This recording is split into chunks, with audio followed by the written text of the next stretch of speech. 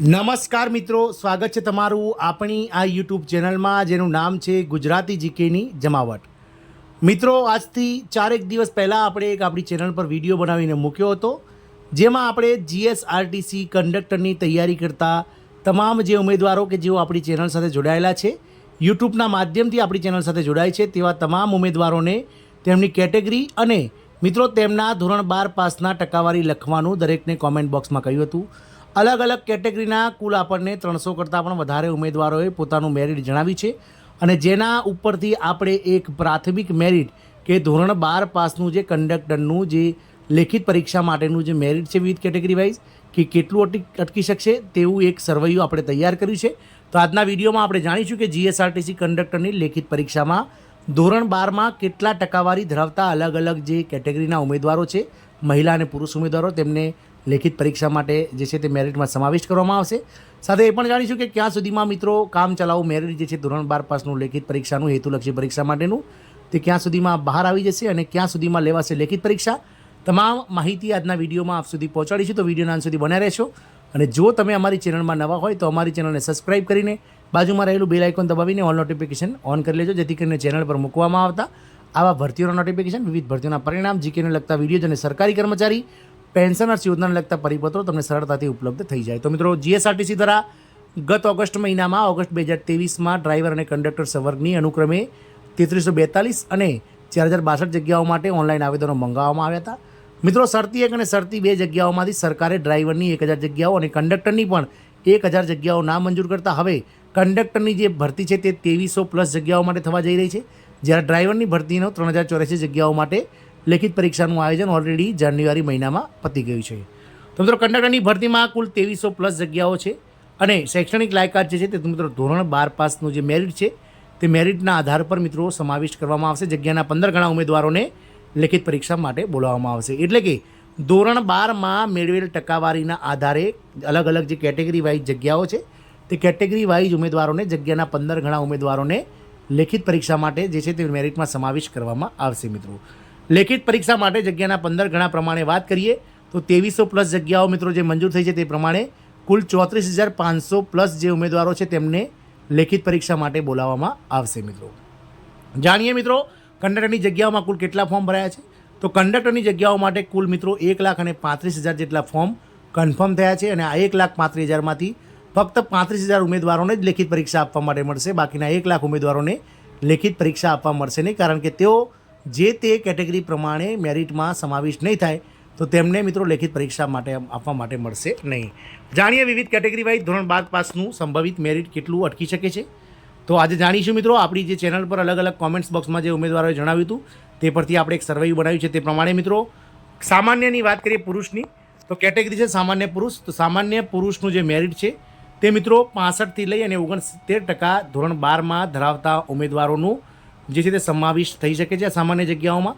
કારણ કે સામાન્ય જે જગ્યાઓ છે તેમાં મિત્રો તમામ કેટેગરીના ઉમેદવારો કે જેઓ ઉંમરનો બાંધછોડ લેતા નથી અને તેઓ ક્રાઇટેરિયામાં મિનિમમ 35 વર્ષથી નાની ઉંમર ધરાવે છે, તો તેઓનો સમાવેશ આ સામાન્ય પુરુષમાં થતો હોવાથી સામાન્ય પુરુષનું મેરિટ થોડું ઊંચું રહેવાની શક્યતાઓ છે, જે 65થી લઈને 69% વચ્ચે ધોરણ 12 પાસનું મેરિટ અટકી શકે છે. વાત કરીએ ઓબીસી એટલે કે અધર બેકવર્ડ ક્લાસ એટલે કે સામાજિક અને શૈક્ષણિક રીતે પછાત વર્ગની જે વાત કરીએ પુરુષની, તો તેમનું ધોરણ 12 પાસનું મેરિટ 63થી લઈ અને 67% ધરાવતા પુરુષ ઉમેદવારોને જે છે તે મિત્રો સમાવિષ્ટ કામ ચલાઉ જે મેરિટ બનશે તેમાં સમાવિષ્ટ થઈ શકે છે.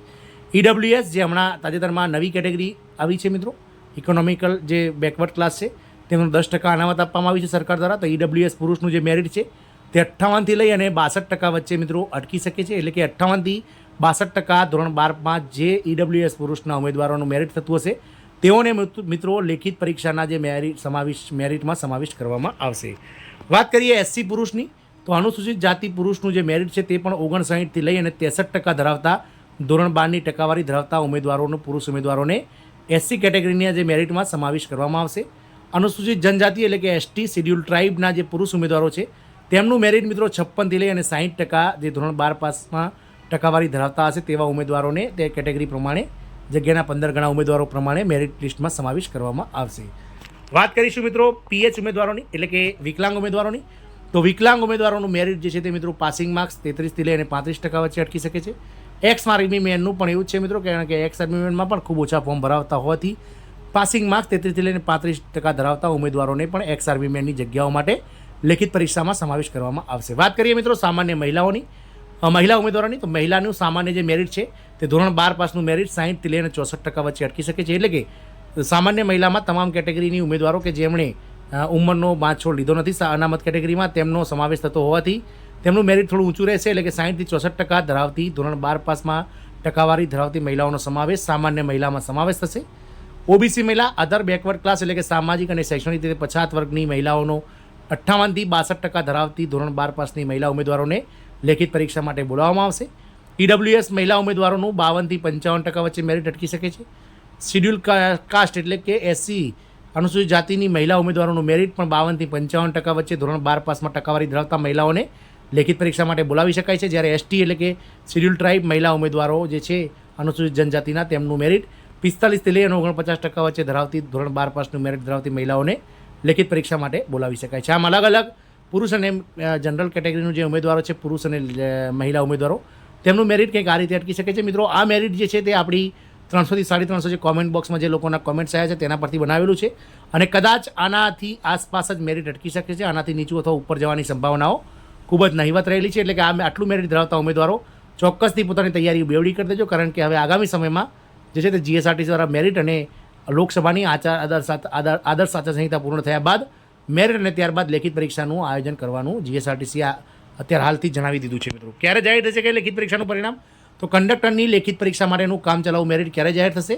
તો કંડક્ટરની લેખિત પરીક્ષા માટેનું કામચલાઉ મેરિટ 15 જૂન 2024 સુધીમાં જાહેર થઈ શકે છે. એટલે કે લોકસભાની ચૂંટણીની આદર્શ આચારસંહિતા 4 જૂનના રોજ પૂર્ણ થયા બાદ 10 દિવસની અંદર બંને સંવર્ગો એટલે કે જીએસઆરટીસી ડ્રાઇવિંગ ટેસ્ટ માટેનું જે 9252 ઉમેદવારોનું મેરિટ તેમજ કંડક્ટરનું મિત્રો 35,000 જેટલા ઉમેદવારોનું લેખિત પરીક્ષા માટેનું કામચલાઉ મેરિટ જે છે તે બહાર મૂકી દેવામાં આવશે. કામચલાઉ મેરિટ જે છે તે કંડક્ટરનું બહાર આવ્યા બાદ મિત્રો વાંધા અરજીઓ મંગાવવામાં આવશે. એટલે કે જો કોઈ ઉમેદવાર મેરિટમાં સમાવેશ થતો હોય ટકાવારી પ્રમાણે અને ના સમાવેશ થયો તો તેઓ અરજી કરી શકશે. ત્યારબાદ મિત્રો આ અપીલનું જે છે તે સુનાવણી એક કમિટી દ્વારા કરવામાં આવશે, અને ત્યારબાદ 1.5 થી 2 મહિનાના સમયગાળામાં મિત્રો તમામ જે અરજીઓ છે તેનો નિકાલ કરી અને નવેસરથી ફાઇનલ મેરિટ જે છે તે મૂકવામાં આવશે. અને ત્યારબાદ કંડક્ટરની લેખિત પરીક્ષાનું આયોજન ક્યારે થશે? તો કંડક્ટરની લેખિત પરીક્ષા સંભવિત ચોમાસાની પૂર્ણાહુતિ બાદ એટલે કે સપ્ટેમ્બર અથવા તો દિવાળી પહેલાં ઓક્ટોબર મહિનામાં કંડક્ટરની લેખિત પરીક્ષા લેવાઈ શકે છે. ઘણા લાંબા સમયથી જે ઉમેદવારો મિત્રો આ મેરિટની રાહ જોઈ રહ્યા હતા તેમના માટે આ આશા જન્માવનાર ન્યૂઝ હશે, કારણ કે ઘણા ખરા ઉમેદવારો જેઓ ઓછી ટકાવારી ધરાવતા હોવા છતાં પણ મિત્રો ફોર્મ ભરેલ છે, તો તેમને અમે જણાવવા જઈ રહ્યા છીએ કે તમારું જો ટકાવારી 50% કરતાં ઓછી હોય, અલગ અલગ કેટેગરી વાઇઝ જે આપણે લિસ્ટ મૂક્યું છે તેનાથી 5% ઓછા હોય, તો મિત્રો તમે પણ મહેનત કરજો, કારણ કે ગમે ત્યારે આ મેરિટ બદલાઈ શકે છે. આ સંભવિત મેરિટ છે અને આગામી સમયમાં મિત્રો જે મેરિટ આવશે તે આના આજુબાજુ જ અટકી શકશે. એટલે કે જે ઉમેદવારો આટલું મેરિટ ધરાવતા હોય તેઓ પોતાની જે મહેનત છે તે બમણી કરજો, કારણ કે ટૂંક સમયમાં જ જીએસઆરટીસી દ્વારા કંડક્ટરની ભરતીને આગળ ધપાવવામાં આવશે. આશા રાખીશું કે આ વિડીયો આપણને ગમશે. જય હિન્દ, અસ્તુ.